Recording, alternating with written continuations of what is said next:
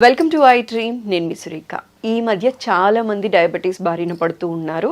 అయితే షుగర్ 150 దాటకుండా ఉండాలి అంటే మన ఎవ్రీడే తీసుకునే డైట్ ఎలా ఉండాలి, రోజు ఏ ఫుడ్ తీసుకోవాలి, ఏ ఫుడ్ తీసుకోకూడదు అనే విషయం ఇవాళ వివరంగా మాట్లాడదాం. ఈరోజు మనతో పాటు ఉన్నారు ప్రముఖ నాన్ సర్జికల్ ఆయుర్వేదిక్ డాక్టర్, సురక్ష ఆయుర్వేదిక్ క్లినిక్ ఫౌండర్ డాక్టర్ పూర్ణ రాజేశ్వరి గారు. వారితో మాట్లాడదాం. నమస్కారం అమ్మ. నమస్తే అమ్మా. ఎలా ఉన్నారు? బాగున్నాను, థ్యాంక్ యూ. అమ్మ, జనరలీ ఏంటి అంటే షుగర్ 150 దాటకుండా ఉండటం కోసం చాలా కష్టపడుతూ ఉన్నారు. చాలా మంది డయాబెటీస్ బారిన పడిన వాళ్ళందరూ కూడా తగ్గించడానికి చాలా కష్టపడుతూ ఉన్నారు. అసలు డయాబెటీస్ బారిన పడకుండా ఉండాలి అంటే, 150 దాటకుండా ఉండాలి అంటే ఎవ్రీడే ఏ ఫుడ్ తీసుకోవాలి, ఏ ఫుడ్ తీసుకోకూడదు? అంటే జనరల్గా ఏంటంటే డయాబెటీస్ అనేది ఈ రోజుల్లో పెద్ద ఒక రకమైనటువంటి శాపం అనుకోవాలి. పాత రోజుల్లో ఏంటంటే తిండి లేక చాలా కరువులో ఉండి చాలా ఇబ్బందులు పడుతుండే, క్షామంలో ఉండి చాలా ఇబ్బందులు పడుతుండే వాళ్ళం మన భారతీయులు. ఇప్పుడు ఏంటంటే చాలా కష్టపడి ఆర్థికంగా బలపడ్డాం, కానీ ఆరోగ్యపరంగా చాలా బలహీనం అయిపోయాం. దానికి ఎగ్జాంపుల్ ఏంటంటే మనకు వస్తున్న diabetes, hyper tension, main problems, life style disorders అంటారు వీటిని. అలాంటివి చాలా ఉన్నాయి మనకి. ఆస్మా కానీ, ఒబిసిటీ కానీ, ఇవన్నీ చాలా వస్తాయి. అవన్నీ నెక్స్ట్. కానీ ఫస్ట్ అండ్ ఫార్మోస్ట్ డయాబెటీస్ అనమాట. ఎందుకంటే తినడానికి ఉండదు, ఏం తినడానికి ఉండదు. ఏది తినాలన్నా నోట్లో పెట్టుకోవాలంటే భయంగా తినవలసి వస్తుంది. కొంతమంది చాలా స్ట్రిక్ట్గా ఫాలో అయిపోతారు, ఇంకా వాళ్ళకి తినడానికి ఏం ఉండదు అనమాట. అసలు అంత డ్రై ఇదిలో ఉంటారు, అంటే కరువులో ఉన్నట్టుగా, ఉపవాసంలో ఉన్నట్టుగా ఉంటారు అనమాట. అందుచేత కొంచెం ప్రణాళికాబద్ధంగా ఆహారాన్ని వాళ్ళు ప్లాన్ చేసుకుంటే మంచిగా ఆరోగ్యంగా తీసుకోవచ్చు. టేస్టీ ఫుడ్ కూడా తీసుకోవచ్చు. ఓకే. అంటే జనరల్ టేస్టీ ఫుడ్ అంటే ఎలాగో అనారోగ్యకారకం అని చెప్పేసి వాళ్ళు భయపడతారు, కానీ ఇంట్లోనే కొన్ని టేస్టీ ఫుడ్స్ కూడా మనం చేసుకోవచ్చు. ఇందులో కొంచెం వీలైనంత వరకు చెప్పడానికి ప్రయత్నం చేద్దాం. సో ముఖ్యంగా ఏంటంటే వాళ్ళు ప్లాన్ చేసుకోవాల్సిన ఆహారంలో క్యాలరీస్, కార్బోహైడ్రేట్స్ అందరూ చెప్పేది తగ్గించేసేది అనేది చాలా ఇంపార్టెంట్. తర్వాత ఏంటంటే ప్రోటీన్స్ ఎక్కువగా ఉండాలి. తర్వాత అందరూ చాలామంది పట్టించుకోని విషయం ఏంటంటే పీచు పదార్థాలు ఎక్కువ తీసుకోవాలి. సో ఫైబర్ రిచ్ ఫుడ్, పీచు పదార్థాలు ఎక్కువగా ఆహారం తీసుకోవడం వలన డయాబెటీస్ని మనం మేనేజ్ చేసుకోవచ్చు. డయాబెటీస్ తగ్గడం అనేది ఏమి ఉండదు, మేనేజ్మెంటే. మనం మేనేజ్మెంట్ని కరెక్ట్గా మేనేజ్ చేసుకోగలిగితే చాలు అనమాట. అది చాలు. మెడిసిన్స్ ఎక్కువ వాడకుండా, మెడిసిన్స్ వీలైతే లేకుండా కనుక డయాబెటీస్ని మనం మేనేజ్ చేసుకుంటే మోస్ట్ సక్సెస్ఫుల్ పర్సన్ అని చెప్పేసి మనం అవార్డు ఇవ్వచ్చు అనమాట. లేకపోతే ఏంటంటే ఇన్సులిన్ డిపెండెన్సీ అవుతుంది, మెట్ఫార్మిన్ విపరీతంగా వాడుతున్నారు, గ్లైసిఫేజ్ మెడిసిన్స్ విపరీతంగా వాడుతున్నారు, ఇంకా స్ట్రాంగ్ మెడిసిన్స్ కూడా వాడవలసి వస్తుంది. ఆ మెడిసిన్స్ వల్ల సైడ్ ఎఫెక్ట్స్ చాలా ఎక్కువ ఉంటాయి, భయంకరమైనటువంటి సైడ్ ఎఫెక్ట్స్ ఉన్నాయి. కాబట్టి అవి తక్కువగా వాడుకునేలాగా మన డైట్ ప్లాన్ అనేది ఇంపార్టెంట్. మీరు అడిగిన డైట్ ప్లాన్ చాలా అవసరం అమ్మా.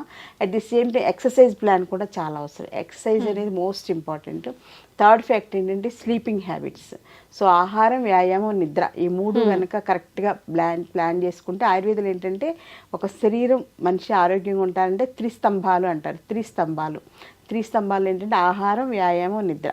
ఈ మూడు కరెక్ట్గా మేనేజ్ చేసుకుంటే ఎటువంటి వ్యాధులు రాకుండా ప్రివెంటివ్ కేర్గా మనల్ని మనం హ్యాపీగా ఉంచుకోవచ్చు, హెల్దీగా ఉంచుకోవచ్చు. అట్ ది సేమ్ టైం వ్యాధులు వచ్చినా కూడా మన మేనేజ్మెంట్ అనేది ఈజీగా ఉంటుంది అనమాట. సో దానికి ఏంటంటే ముందు ఫస్ట్ పాయింట్ డైట్ గురించి చూద్దాం. డైట్లో ఎర్లీ మార్నింగ్ లేచిన వెంటనే మంచినీళ్ళు తాగడం అనేది ఫస్ట్ స్టెప్. వీలైతే గోరువెచ్చటి నీళ్ళు తాగడం. తర్వాత సెకండ్ పాయింట్, రాత్రి కొంచెం పడుకోబోయే ముందు కొంచెం మెంతులు, జీలకర్ర, ధనియాలు నానబెట్టేసుకుని ఉదయం ఫస్ట్ డోస్గా మంచినీళ్ళు తాగడం అయిపోయాక 7-8 మధ్యలో ఈ నీళ్లు తాగేయడం అనేది ఇంపార్టెంట్.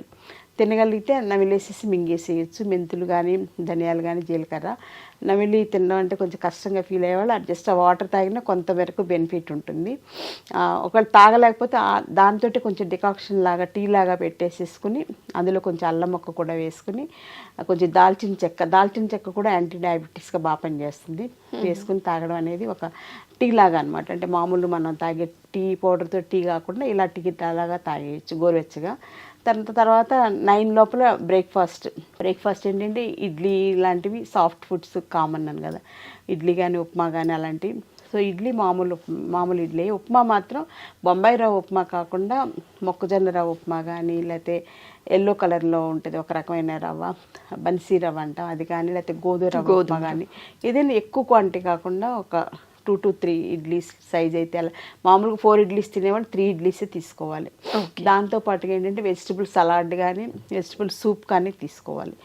అంటే ముఖ్యంగా క్యాబేజ్ ఫైబర్ బాగుంటుంది కాబట్టి క్యాబేజ్ బాగా తీసుకోవచ్చు, క్యారెట్ వేసుకోవచ్చు, బీన్స్ వేసుకోవచ్చు, ఇంకేదన్నా మనకు అవకాశం ఉంటే వేసుకుని అవన్నీ ఉడకబెట్టేసేసుకుని అది కొంచెం ఉడకనివ్వాలన్నమాట. కొంచెం ఒక 5 మినిట్స్ ఉడికాక అది వడకట్టుకుని సూప్ లాగా తాగేయచ్చు, లేదా సలాడ్స్ లాగా తీసుకోవచ్చు. అందులో టేస్ట్ కోసం కానీ కొంచెం ఉప్పు వేసుకోవచ్చు, కొంచెం నిమ్మరసం కూడా వేసుకోవచ్చు, కొంచెం మిరియాల పౌడర్ కూడా వేసుకోవాలి. మిరియాల పౌడర్ కూడా డయాబెటీస్కి మంచిది కాబట్టి అలా తీసుకోవచ్చు. అది బ్రేక్ఫాస్ట్ టైంలో, అంటే ఇడ్లీ క్వాంటిటీ కొంచెం తగ్గించుకుని ఆ ప్లేస్లో సలాడ్స్ తోటి ఫిలప్ చేసుకున్నాం అనమాట.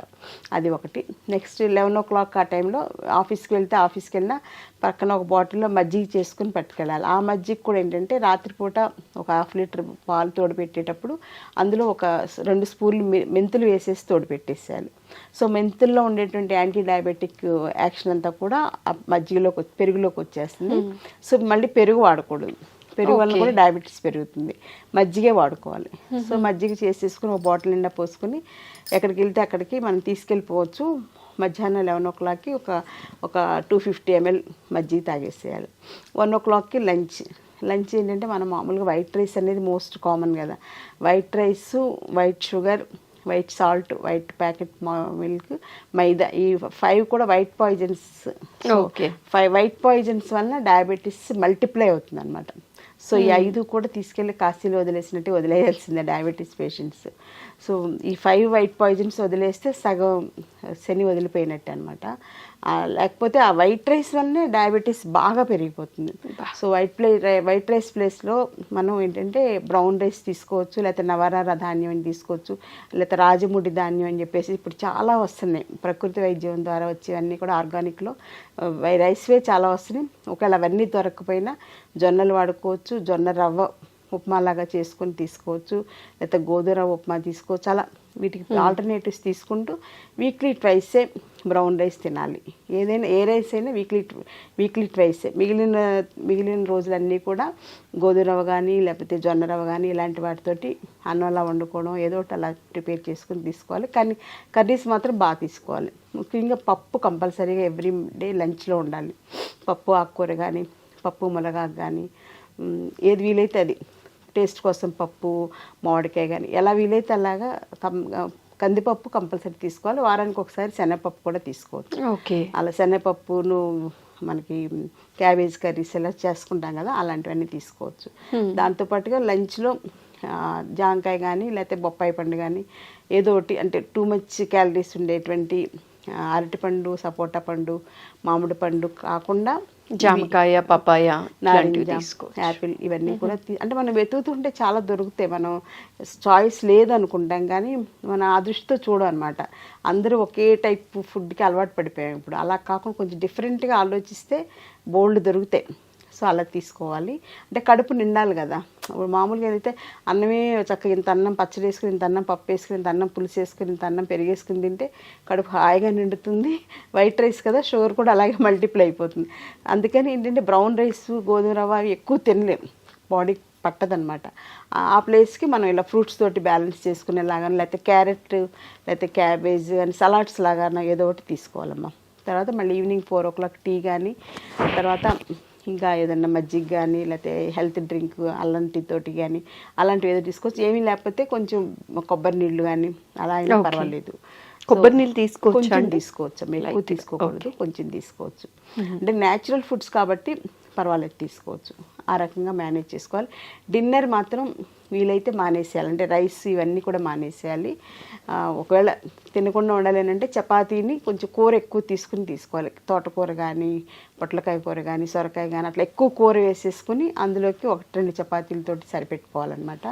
లేదంటే రాగి జావ ఉంటుంది కదమ్మా, రాగి జావ బాగా ఎక్కువ క్వాంటిటీలో రాగి జావ కానీ, రాగి సంకటి కానీ అలాంటివి తీసుకుని కొంచెం మజ్జిగ తాగడానికి తీసుకుంటే సరిపోతుంది అనమాట.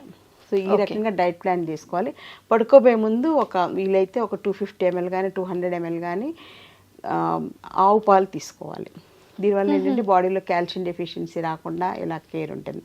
సో మెయిన్గా మానేయాల్సింది ఏంటంటే బిస్కెట్స్ తినడం మానేయాలి. చాలామంది చెప్పేది ఏంటంటే డాక్టర్స్ కానీ ఎవరైనా చెప్పేది అంటే మధ్య మధ్యలో ఎప్పుడు ఆకలిస్తే అప్పుడు 2 అవర్స్కి ఒకసారి బిస్కెట్స్ తినేసేయండి అని చెప్తారు. బిస్కెట్స్లో మైదా ఉంటుంది, అందులో ఫ్రక్టోజ్తో చేసినటువంటి షుగర్ బేస్డ్ ఇవన్నీ ఉంటాయి. అలాగే ఆర్టిఫిషియల్ షుగర్ అని చెప్పేసి బయట పంచదార కాకుండా వాడుతుంటారు. అది ఇంకా డేంజర్ అనమాట. అది అస్సలు మంచిది కాదు, క్యాన్సర్ని కలిగిస్తుంది అనమాట అది. సో అలాంటి ఆర్టిఫిషియల్ షుగర్ కూడా వాడకూడదు. వీలైతే మానేసి నోరు అలాగా అలవాటు చేసుకుంటే ఆ చప్పిడిగా అలవాటు అయిపోతుంది. అలా ప్లాన్ చేసుకుంటే సరిపోతుంది. ఈ డైట్ ఇలా ప్లాన్ చేసుకుంటే షుగర్ మీరు అడిగినట్టు 150 దాటకుండా మనం కేర్ తీసుకోవచ్చు. అలాగే ఎక్సర్సైజ్ కూడా చాలా ఇంపార్టెంట్. మన నెక్స్ట్ స్టెప్ ఎక్సర్సైజ్. అలా ఎక్సర్సైజ్ మంచిది కదా అని ఎక్కువ ఎక్సర్సైజ్ చేయడం కూడా మంచిది కాదు. ఎక్కువ జిమ్కి వెళ్ళిపోవడం, ఎక్కువ వాకింగ్ చేసేసేయడం, ఎక్కువ యోగా చేసేసి అతి సర్వత్ర వర్జేత్. సో కొంచెం ఒక 20 to 30 minutes వాకింగ్. చిన్నవాళ్ళు అయితే బ్రిస్క్ వాకింగ్ చేయొచ్చు, కొంచెం పెద్దవాళ్ళు అయితే ఒక మాదిరిగా ఎండ తగిలేలాగా. ఎండ తగలడం అనేది చాలా ఇంపార్టెంట్ శరీరానికి, అదొకటి చాలా ఇంపార్టెంట్. తర్వాత ఏంటంటే యోగా కూడా ఇంపార్టెంట్. యోగాలో స్పెషల్ ఆసనాస్ ఉన్నాయి, పశ్చిమోత్తాసనం, ఇలాంటి ధనురాసనం, ఇలాంటివన్నీ కూడా ప్యాంక్రియాస్ మీద, తర్వాత మూత్రపిండాలు ఉంటాం కదా, కిడ్నీస్ మీద పనిచేసేలాగా ఉంటాయి. అవి స్పెషల్గా ఆయుర్వేదిక్ యోగా డాక్టర్ గైడెన్స్లో నేర్చుకుంటే కనుక యోగా కూడా రెగ్యులర్ యోగా అనేది చాలా ఇంపార్టెంట్. అలాగే ప్రాణాయామ సెషన్స్ ఉంటాయి, breathing exercises. So breathing exercise వల్ల ఏంటంటే అందరూ అనుకున్నట్టు ఊపిరితిత్తులకి ఆక్సిజన్ అందడమే కాదు, ప్రాణశక్తి కూడా అందుతుంది అనమాట. అందుకే దాన్ని ప్రణవ ప్రాణాయామ అంటారు అనమాట. సో అలాంటి చెప్పే యోగా డాక్టర్స్ చాలామంది ఉన్నారు. అలాంటి యోగా క్లాసెస్ కూడా ప్లాన్ చేసుకుని 1 month గురువు పర్యవేక్షణ నేర్చుకుని తర్వాత వాళ్ళు చేసేసుకోవచ్చు. సో థెరప్టిక్ యోగా చెప్పేవాళ్ళు కూడా డాక్టర్స్ చాలామంది ఉన్నారు. అందులో డయాబెటీస్ కోసం స్పెషల్గా ప్లాన్ చేసుకోవాలి. సో వాకింగ్ చేసుకోవాలి, ఎండ తగిలేలాగా యోగా చేసుకోవాలి, ప్రాణాయామం చేసుకోవాలి. ఎక్సర్సైజ్ అనేది 1 hour మినిమం. అలాగే ఆఫీసులకు వెళ్ళిన వాళ్ళు కూడా మధ్య మధ్యలో ఎప్పుడు గ్యాప్ దొరికితే అప్పుడు సుఖ ప్రాణాయామ కానీ ఏదో ఒకటి ప్రాణాయామ ప్రాక్టీస్ చేసుకుంటే చాలా మంచిది అనమాట. వైటల్ పవర్ పెరుగుతుంది మనలో ప్రాణాయామం వలన. సో దీంతో పాటుగా సౌండ్ స్లీప్. నైట్ 9:30 to 10 లోపల పడుకోవాలి. మార్నింగ్ ఫ్రెష్గా 4, 6, 7 లోపల లేవాలన్నమాట. ఇంకా 7 దాటి నిద్రలేస్తే అసలు వాళ్ళకి ఆ రోజంతా కన్ఫ్యూజను, మెటబాలిజం అంతా కూడా ఇర్రెగ్యులర్ అయిపోతుంది. సో డయాబెటీస్ అనేది మెటబాలిక్ డిజార్డర్ కాబట్టి మన శరీరంలో ఉండేటువంటి మెటబాలిజంని మనం కోఆర్డినేట్ చేసుకుంటూ అనుసంధానంగా ఆహారం, వ్యాయామం, నిద్ర ప్రణాళికబద్ధంగా చేసుకుంటే డయాబెటీని అధిగమించవచ్చు. అలాగే డయాబెటీస్ తోటి మేనేజ్ చేసుకోవచ్చు. డయాబెటీస్ వల్ల సో మెనీ కాంప్లికేషన్స్ వస్తాయి అన్నమాట. అంటే ముఖ్యంగా రెటినోపతి, నెఫ్రోపతి, న్యూరోపతి, ఇలాంటి కార్డియోపతి, ఇలాంటివన్నీ రాకుండా మనల్ని మనం కాపాడుకోవాలంటే మీరు అడిగినట్లుగా షుగర్ లెవెల్స్ ఫాస్టింగ్లో 150 80% దాటకుండా కేర్ తీసుకోవాలి. అలాగే కొంచెం టేస్టీ ఫుడ్స్ కూడా ఇంట్లో చేసుకోవచ్చు. మనం సపోజ్ బయట చెత్త బిర్యానీ తింటూ ఉంటారు, అలా కాకుండా మనం ఇంట్లో వెజిటబుల్ బిర్యానీ, ఎక్కువ క్యాబేజ్ ఇవన్నీ ఎక్కువ వేసి, క్యాబేజ్ కానీ క్యారెట్ కానీ ఇలాంటివన్నీ వేసుకొని, బీన్స్ ఇవన్నీ ఎక్కువ వేసుకోవాలి, కొంచెమే రైస్ వేసుకోవాలన్నమాట. ఆ రైస్ వెజిటబుల్స్ ఎక్కువ ఉంటాయి అప్పుడు అలాంటి బిర్యానీ మనం టేస్టీగా చేసుకుంటే చాలా బాగుంటుంది అనమాట. బయట దొరికే వాటికన్నా కూడా. బయట ఏంటంటే వాళ్ళు కలర్స్ వేస్తుంటారు, కెమికల్స్ వేస్తుంటారు రుచి కోసం ఎక్స్ట్రా. అవన్నీ కూడా శరీరానికి చాలా డ్యామేజ్ చేస్తాయి. ఎంత అంటే రకరకాల వ్యాధులు వస్తాయి, డయాబెటీస్, ఒబెసిటీ ఇవన్నీ ఎలాగో వచ్చేస్తాయి. వాటిని అధిగమించి క్యాన్సర్ లాంటివి కూడా ఈ ఫుడ్స్ వలన వస్తున్నాయి. కాబట్టి అందులో ఫుడ్స్లో వేసే కలర్స్ మోస్ట్ డేంజరస్ అనమాట. బయట ఫుడ్స్ 100% మానేస్తే డయాబెటీస్ మనం సగం సక్సెస్ అయినట్టే. ఇంకా మిగిలిన సగం ఇంట్లో మంచిగా మనం డైట్ ప్లాన్ చేసుకుంటే హ్యాపీగా డయాబెటీస్తో కలిసి సహజీవనం చేస్తూ అది మనల్ని బాధ పెట్టకుండా మనం ఆరోగ్యంగా ఉండేలాగా జాగ్రత్త పడవచ్చు. థ్యాంక్ యూ సో మచ్ అమ్మ, చాలా సవివరంగా తెలియచేశారు. నమస్కారం. నమస్తే.